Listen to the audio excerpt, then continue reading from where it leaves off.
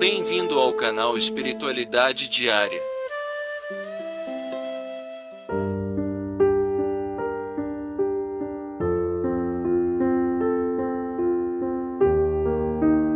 Meus amigos, a repercussão em torno do escândalo envolvendo um médium famoso no Brasil e no mundo, que é o João de Deus, em Abadiânia, Goiás, inspira o comentário de hoje, posto que há muita confusão no uso de certas terminologias e a gente precisa colocar os pingos nos is.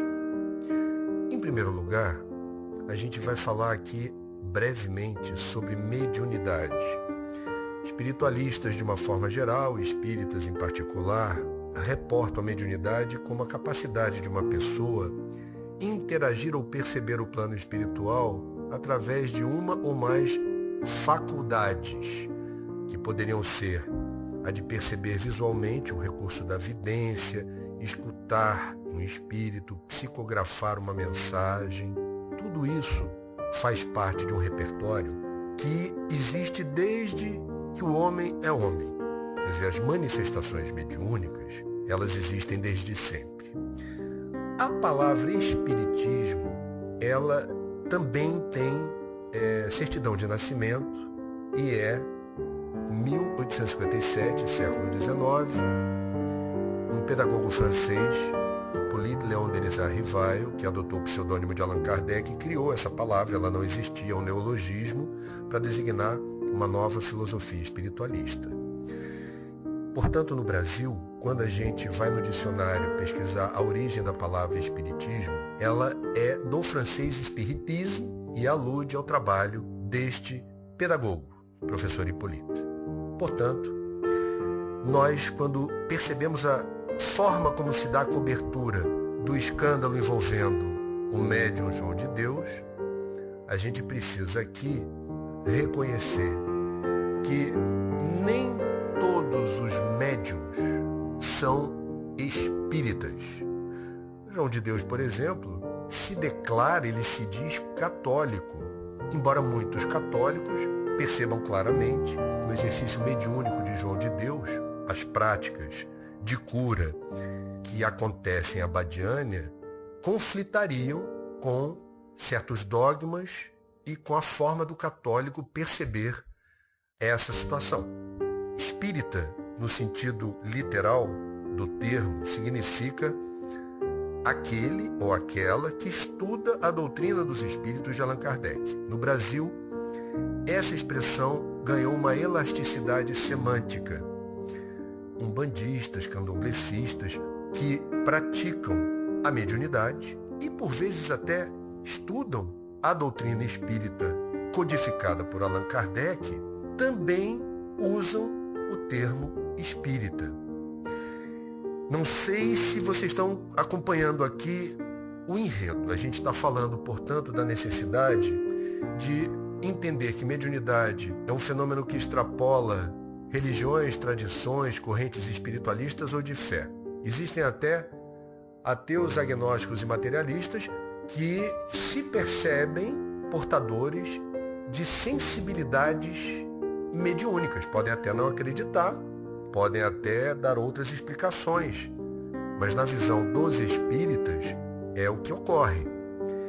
E João de Deus, na forma como desenvolve esse trabalho em Abadiânia, claramente não segue a linha defendida pela doutrina dos espíritos de Allan Kardec no que tange a necessidade absoluta dos médiuns, de uma forma geral, estudarem o fenômeno da mediunidade, compreenderem com muita clareza quais seriam as melhores estratégias de evitar a aproximação de espíritos, de desencarnados, de entidades que pudessem causar algum embaraço, problemas no exercício dessa função de médium. O médium é uma antena viva, é um sensitivo. E essa sensibilidade, para ela, digamos, ocorrer da forma mais equilibrada, mais sensata e, segundo os espíritas, dentro da sua correta e adequada destinação, que é auxiliar o próximo, é preciso estudo. Não é fácil ser médium. Aqueles que são reportam essa insegurança. O que eu estou sentindo? Será que isso é fantasia minha? Será que eu estou delirando? Que voz é essa? O que é isso que eu estou vendo? Isso pode ter várias explicações. Uma delas, você é médium, você é sensitivo e você precisa estudar esse assunto para saber como se precaver de situações dolorosas, difíceis, perturbadoras, que podem promover desequilíbrio, desespero e aflição. Portanto, aquele, dentre outros que nós aqui elegeríamos como um exemplo de médium, seguindo os preceitos da doutrina dos espíritos codificada por Allan Kardec, é Francisco Cândido Xavier, que desencarnou pobre, publicou dezenas de livros psicografados, vendeu mais de 50 milhões de exemplares e jamais amealhou um centavo das muitas moedas que ao longo de sua vida ele viu aparecer no Brasil para proveito próprio. Estudava e promovia o estudo, advertia, sempre com muito amor, com muita generosidade, a necessidade de outros médiuns e sensitivos terem o mesmo rigor e o mesmo cuidado, a necessidade premente do estudo. E o estudo livra o médium de muitos problemas e situações embaraçosas. Sempre movido o exercício mediúnico por um código rígido de ética e de comportamento que poderia ser resumido como jamais cobrar de forma direta ou indireta qualquer recurso financeiro. O médium não tem mérito nenhum, ele é um canal, ele é um veículo, é uma ferramenta. Jamais realizar qualquer tipo de trabalho de qualquer natureza de forma privativa, numa sala trancada, à distância de outras pessoas.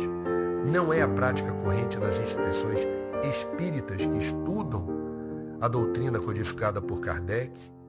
E temos, portanto, nesse momento, me perdoem aqueles que ou não têm interesse sobre esse assunto, os que não são espíritas, os que sequer são espiritualistas, mas diante do espaço que esse assunto policial vem tomando nas mídias e nas redes sociais, achamos por bem trazer alguns esclarecimentos que nos parecem pertinentes e oportunos para que não haja confusão.